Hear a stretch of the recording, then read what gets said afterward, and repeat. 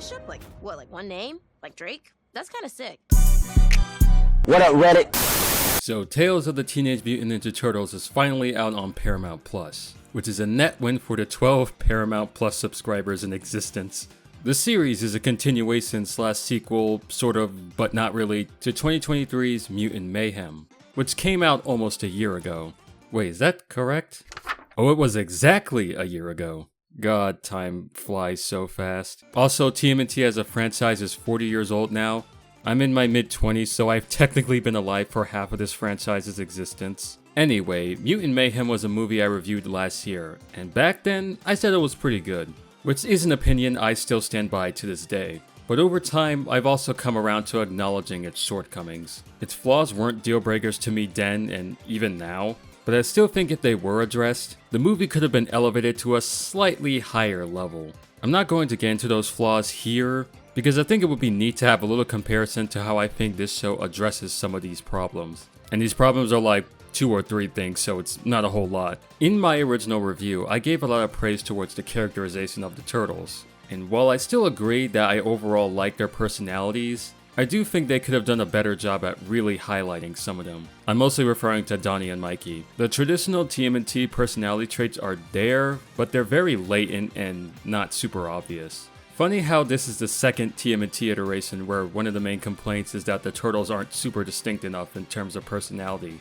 at least at the beginning of their stories. Tales of the TMNT accounts for this by splitting up the 4 teens and putting them into certain scenarios that they aren't accustomed to. And it's through these scenarios we really get to see their personalities begin to shine. Also, they're being chased by giant death robots. This setup is in complete contrast to how the first film went down. I don't think there was a single scene in that movie where the Turtles aren't together as a group on screen. What I like about this setup is that the gang now has to confront their deepest fears and flaws. Mikey has to learn how to take charge and be responsible for other people. Leo has to deal with issues of self-doubt and if he can actually get by on his own. There's actually an underlying theme in all the Turtles stories in a way. Donnie has to come to grips with the fact that he's not like his other brothers and that's okay. He gets teased for being the IT guy or being super analytical, but those are actually great strengths for him to have. Donnie's solo adventures are actually some of my favorites in the entire season. And that's mostly because of the interactions he has with other characters like Bishop or Wingnut. The Turtles are typically paired up with another character that has similar personality traits or interests. Mikey and Rod are fun-loving guys who don't take anything seriously, but that doesn't stop them from clashing heads. Raph and Hunt are meatheads that find common ground on wanting to protect their families. And Donnie and Bishop are both tech heads, but one uses their intelligence to harm while the other uses their brains for good. I really do enjoy the dynamics this show cooks up with these characters. Most of the time. A lot of them are good, like as I mentioned before with Donnie, while others are just okay, like with Raph and his time spent with Scumbug and Ray Fillet. That episode as a whole was just okay. The sea anemones that speak in infomercial were actually kinda cool and even a little creepy, I'll admit. Speaking of antagonists, let's talk about Bishop, who as an opposing force to the Turtles was really effective. Unlike her 2003 counterpart, this Bishop was once a roboticist who wanted to help humanity in the name of her sister who passed away. But then Super Duper Fly came into the picture and crushed her hopes and dreams, both metaphorically and literally. After this, Bishop then decides that mutants are basically the worst things imaginable and they need to be destroyed. And this is where I'm going to nitpick for a second.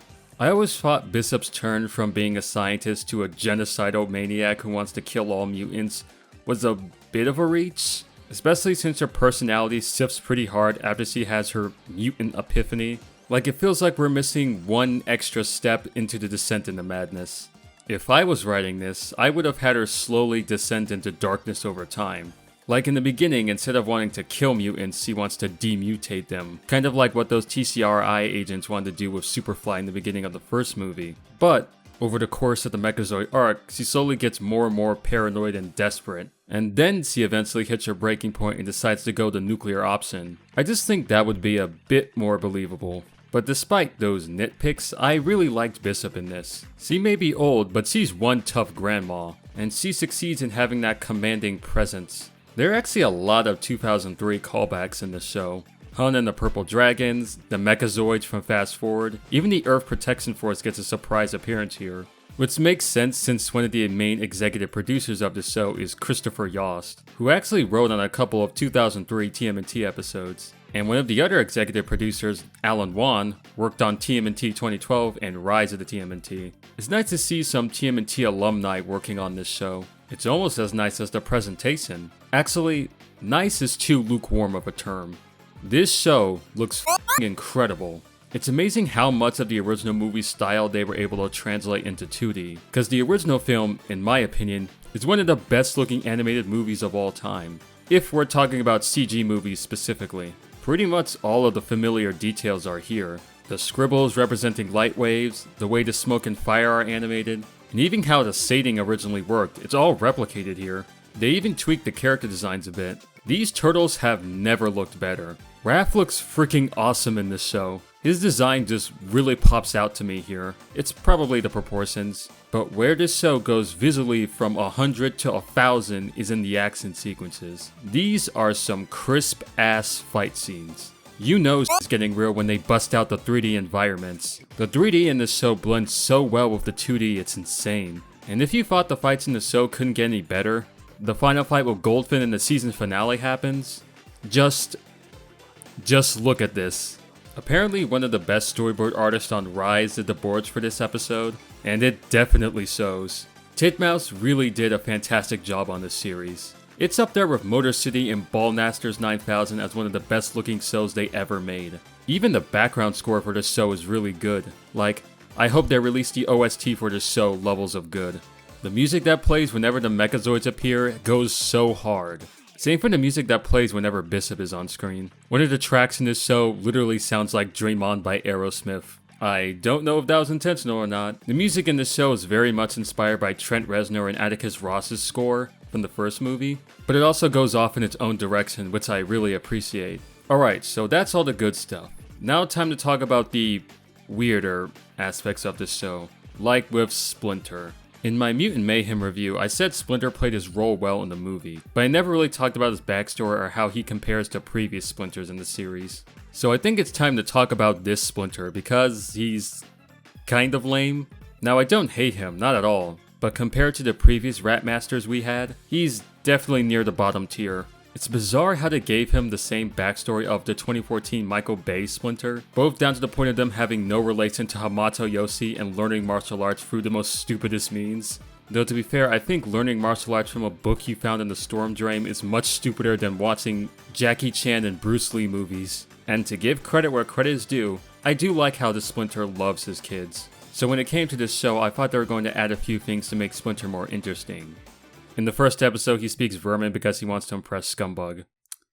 Yeah, that was not a good first impression. I honestly have no idea what the purpose of this even was. Outside of being funny, obviously, but still. To be fair, later in the show, he gets dubbed over by Raph because of how the second arc of this show is framed, but I still don't understand why they didn't just hire a sound-alike.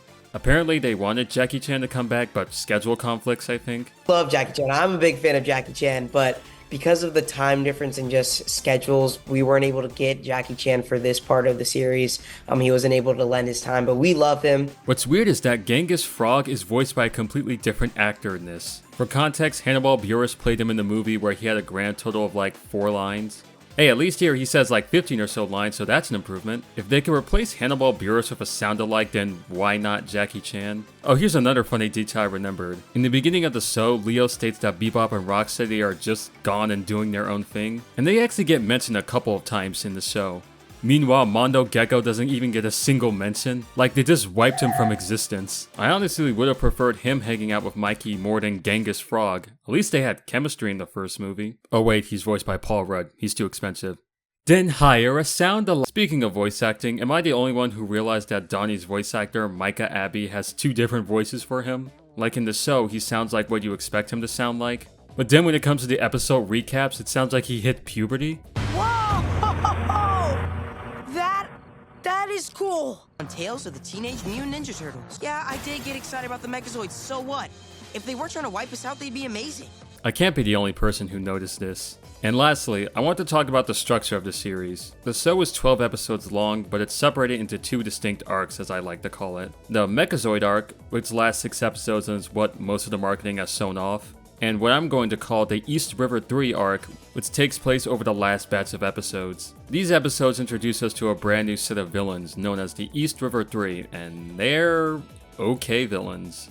To be honest, I do like Lady Eel and how she's insecure about herself. And Golfin can surprisingly wreck if you let him. Like, Jesus Christ, look how much damage he's doing. And then there's Mustang Sally, who's voiced by Danny Trejo.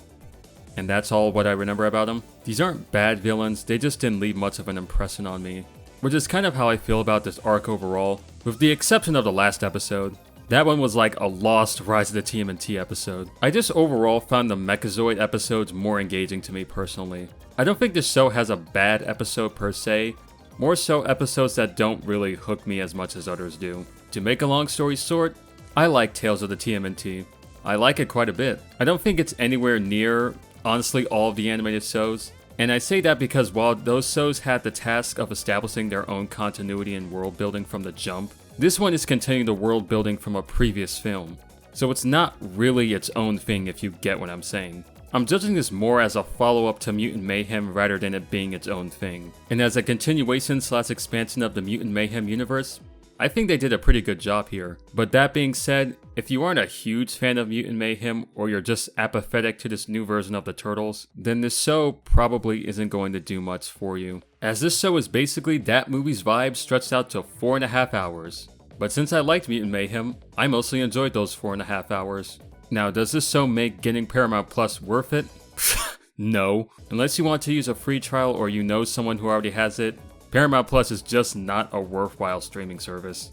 Because outside of a couple of classic Nick shows and Frasier, this streaming service is just pathetic. Tales of the TMNT is probably the best streaming original on the platform, but that isn't saying much. Also, side note, I wish they didn't drop all 12 episodes in one day. I'm fine that they did that with the Knuckles show because that series was hot ass, but for this, I wish Paramount followed the same release formula of Amazon Prime and Max, where they release 2 episodes a week for the show like Hazbin Hotel and Fiona and Cake. That way, the show stays in the online zeitgeist for longer than a weekend. It's the reason why I hate the Netflix dump it all in one day formula. Let these shows breathe and gain an audience, god damn it. Actually, now that I think about it, this show is what the Knuckles series should have been like. Hell, a Sonic movie spin-off should have been like this. It's an animated adventure, you don't have to worry about sets or location suits, and if you don't want to bring in the celebrity actors, you can just hire sound-alikes. Alright, I'm done with this video. B-.